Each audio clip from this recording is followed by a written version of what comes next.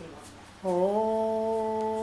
सर्वे भवन्तु सुखिनः, सर्वे सन्तु निरामयाः, सर्वे भद्राणि पश्यन्तु मा कश्चित् दुःखं भवेत्। सृष्टि के आरंभ से ही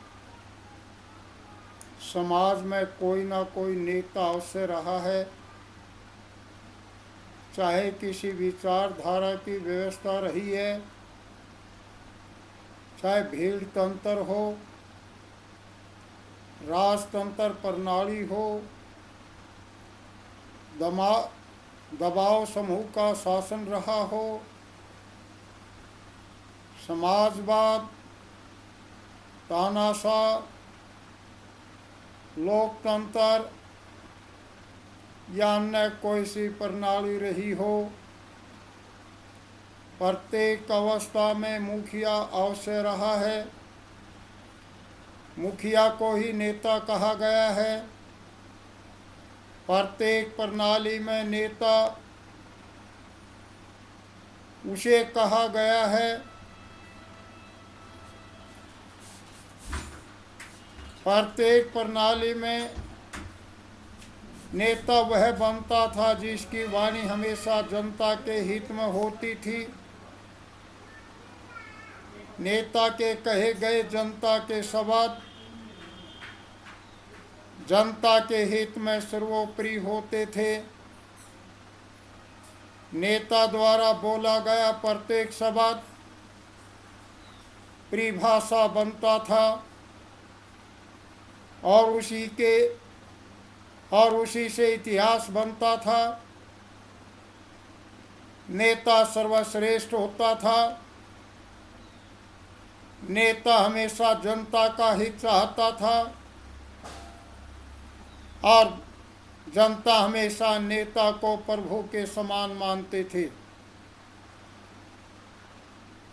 गांव के मुखिया से लेकर देश के मुखिया तक की बात सब मानते भी थे। आप जब इतिहास का अध्ययन करते हैं तो पता चलता है कि राजा हरिश्चंद्र, महाराजा रामचंद्र व महाराज श्री कृष्ण योगी राज जी जैसे तपस्वी त्यागी राजा हुए, वे नेता लोग ही थे। वे अपनी साधना, त्याग, तपस्या के बल पर जनता की सेवा करते थे। आज का मानव उन्हें भगवान के समान मानता है। उनके उपदेश, उनके द्वारा किया गया कर्म आज भी शिक्षाप्रद है। अपने अपने समय के नेता अपनी अपनी शासन प्रणाली द्वारा जनता की सेवा करते रहे और समाज की नई दिशा देते रहे। नेता के नेतृत्व की प्रणाली आरंभ से चलती रही है। प्रत्येक देश अनेकों प्रकार की व्यवस्थाओं में से निकलकर वर्तमान स्थिति में आया है।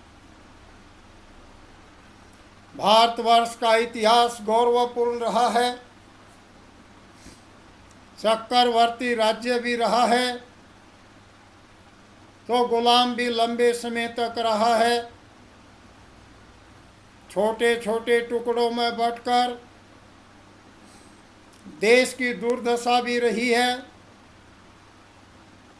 लेकिन भारत अपनी संस्कृति और इतिहास को आधार मानकर राष्ट्रीयता को प्राथमिकता देता रहा है। अंत में संस्कृति, नैतिकता और राष्ट्रीयता के सिद्धांत ने देश को लंबी गुलामी के बाद स्वतंत्र करा दिया। स्वतंत्रता के बाद भारत में शिक्षा क्षेत्र में दो वर्ग बनते चले गए। जो आर्थिक रूप से स्वावलंबी थे उनके बच्चे आधुनिक विद्यालय में पढ़ते थे।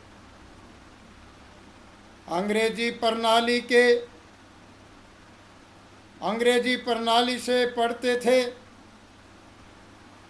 उनके बच्चों का सौपन बहुराष्ट्रीय कंपनियों का बनाया गया। इस वर्ग के बच्चे प्रशासनिक सेवाओं में जाने की बजाय बहुराष्ट्रीय कंपनियों में जाना पसंद करते थे। इन लोगों के लिए देश और विदेश एक समान हो गया। विदेश जाना अधिक पसंद करते थे। प्रशासनिक अधिकारियों से अधिक वेतन भी इन लोगों को मिलता है। स्वतंत्रता भी मिलती है और ये लोग राष्ट्रीयता को भूलकर बहुराष्ट्रीय कंपनियों के अंदर रुचि रखने लगे। यदि बहुराष्ट्रीय कंपनियों में भी अधिक वेतन देने वाली कोई कंपनी मिल जाए तो अगले ही दिन उसे छोड़कर दूसरी कंपनी में चले जाते हैं। ये लोग एक दिन में कई कई देशों की कंपनियों के संपर्क में रहते हैं। इन लोगों की विचारधारा अंतर्राष्ट्रीय हो गई। संस्कृति और नैतिकता के स्थान पर पैसा प्रधान हो गया। ये लोग भौतिकवादी दुनिया के लोग बन गए। दूसरी तरफ वे लोग रह गए जो सरकारी विद्यालयों में पढ़ते थे। साधारण परिवार के बच्चे इन स्कूलों में जाते हैं। इन लोगों को सौपन दिखाते हैं या इन लोगों को सौपन दिखाया कि आप क्लर्क, पटवारी, ड्राइवर, कंडक्टर, पुलिस, फौज की नौकरी कर सकते हैं। लेकिन इनमें भी सरकारी नौकरी पाने की भी एक स्थिति होती है। सभी नवयुवकों को सरकारी नौकरी नहीं दी जा सकती। शेष व्यक्तियों को प्राइवेट सेक्टर में काम करना होता है। कृषि, व्यापार और उद्योगों में काम करके आजीविका चलानी होती है। जो नए नौकरी और नए स्वयं का कर पाए, ऐसे शेष लोग जो रोजगार नहीं मिल पाया, जिनको बेरोजगार हो गए, वे राजनीति की तरफ चलते हैं। आज बाहुल्य में देखो तो राजनीति में वे लोग हैं जो कहीं काम नहीं कर पा सके। अब इन बेरोजगारों के समूह में से कुछ लोग राजनीति की तरफ जाते हैं। कोई सरपंच बनता है, कोई ब्लॉक समिति या जिला परिषद का सदस्य बनता है, तथा कुछ विधानसभा और संसद तक जाते हैं। इनमें से भी जो रह गए वे उनके सहायक बनते हैं। राजनीतिक लोगों के प्राइवेट बॉडीगार्ड बनते हैं। अधिकतर राजनीतिक लोग इन्हीं के कंधों पर राजनीति करते हैं। यही कारण है कि विभिन्न अखबारों में पढ़ने को मिलता है कि 33% से अधिक लोग राजनीति में अपराधी प्रवृत्ति के लोग आते हैं,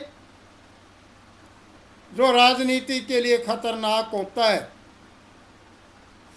राजनीतिक लोग जब बोलते थे तो उनके द्वारा कहे गए शब्द एक परिभाषा का काम करते थे। वे राजनीतिक लोग राज्य की बड़ी बड़ी समस्याओं का हल निकालते थे। राजनीति में अपराध का नाम नहीं था।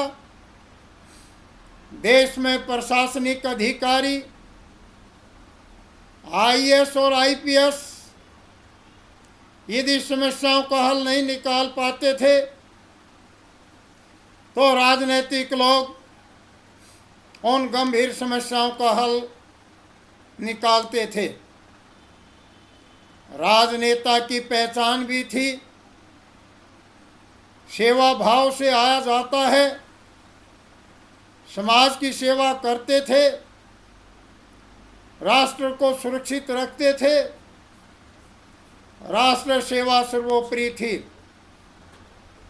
अब ये लोग कम होते गए और बेरोजगार समूह से राजनीतिक तैयार होने लगे। ये लोग बोलते समय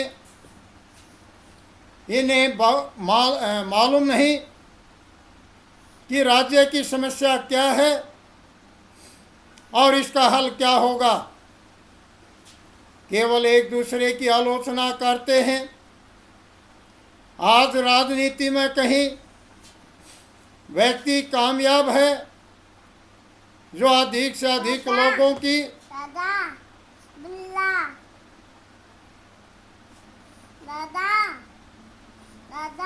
अधिक से अधिक लोगों को बहका के, लोगों को भ्रमित कर सके। इसके बोले गए शब्दों की लोगों की कोई परिभाषा नहीं होती। जो राज्य की सुरक्षा करने वाले लोग होते हैं वही आज बड़े घोटालों में शामिल होते हैं। आज राजनेता की परिभाषा में अपराध और भ्रष्टाचार समाहित हो गए हैं। उस प्रवृत्ति के लोग और उस विचारधारा के लोग उन्हीं को पसंद करते हैं और लोकतंत्र को भीड़ तंत्र का रूप मान लिया गया है। जो व्यक्ति अधिक भीड़ इकट्ठी करेगा वही राज्य सत्ता का भार संभालेगा। आप देख रहे हैं या गणना करके देख लें कि पूंजीपति वर्ग और अधिकारी वर्ग बहुत कम वोट पोल करता है। आम जनता, मेहनतकश लोग अधिक वोट पोल करते हैं। मेहनतकश वर्ग पर ऐसे राजनेता लोग दबाव बनाकर भ्रमित करके वोट लेकर सत्ता में आ जाते हैं। जिनका अपना व्यक्तिगत स्वार्थ होता है या अपना समूह का स्वार्थ हल करते हैं और राजनेता कहलाते हैं।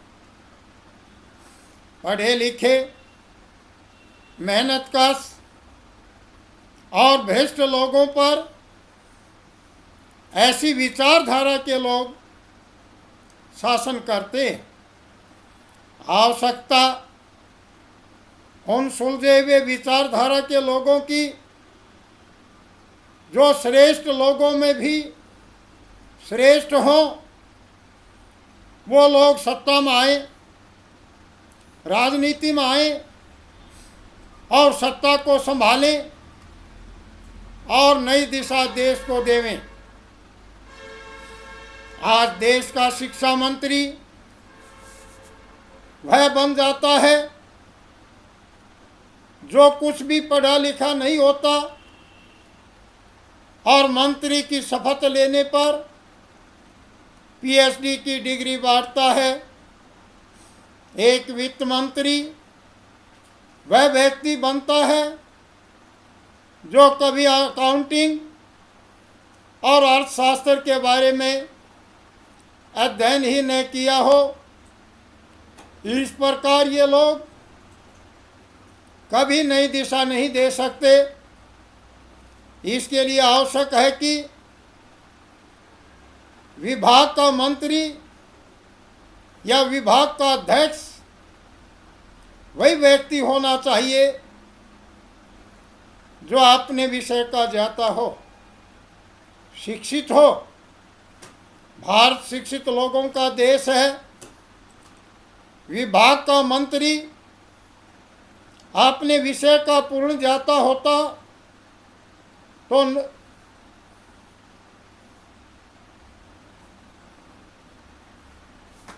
तो वह एक नई दिशा देगा,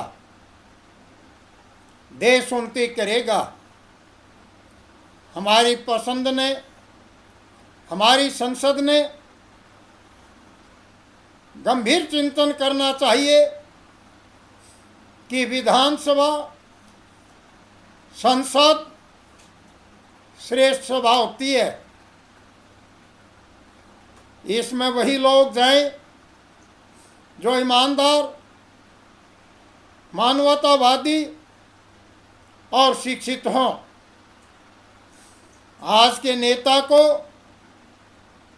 देश के हित में कानून बनाना है तो उसके लिए वर्षों लग जाते हैं, लेकिन संसद सदस्यों का वेतन बढ़ाना हो, महंगाई भत्ता बढ़ाना हो तो एक सवर में पास हो जाता है। उस पर बहस की आवश्यकता नहीं है। एक आम नागरिक जो 60 वर्ष की आयु का होगा तो फिर उसकी बुढ़ापा पेंशन होगी। एक कर्मचारी 58 या 60 वर्ष की आयु के बाद पेंशन का हकदार होगा, लेकिन विधायक या संसद जिसकी कोई आयु सीमा नहीं है, एक बार विधायक या संसद सदस्य बन जाए उसी की पेंशन होगी। जो व्यक्ति जितनी बार विधायक या संसद सदस्य होगा उसे उतनी ही बार अलग अलग पेंशन मिलती रहेगी। ये सब देश के खजाने पर भार हो रहा है। जो जनता का सेवक एक राजनेता था, वही आज पैसे कमाने वाला बन रहा है। अपने स्वार्थ के लिए सभी नियम ताक पर रख देता है और उनके कहने को किसी की हिम्मत नहीं होती। आज देश को आवश्यकता है कि राजनीति में ऐसे लोग आएं जो पढ़े लिखे, ईमानदार और जीव प्राणी की सेवा करने वाले हों। राजनेता ईमानदार होगा तो उसका प्रभाव जनता पर पड़ेगा, समाज नई दिशा लेगा, देश उन्नति करेगा। बेरोजगारी की मार से राजनीति में नहीं आना चाहिए, बल्कि सेवा भाव से राजनीति में आना चाहिए। आम जनता भी उसी व्यक्ति को चुनकर भेजे जो उनकी सेवा कर सके, समाज और राष्ट्र को नई दिशा दे सके। मैं उम्मीद और भरोसा करता हूं कि आप इन विचारों की तरफ ध्यान देंगे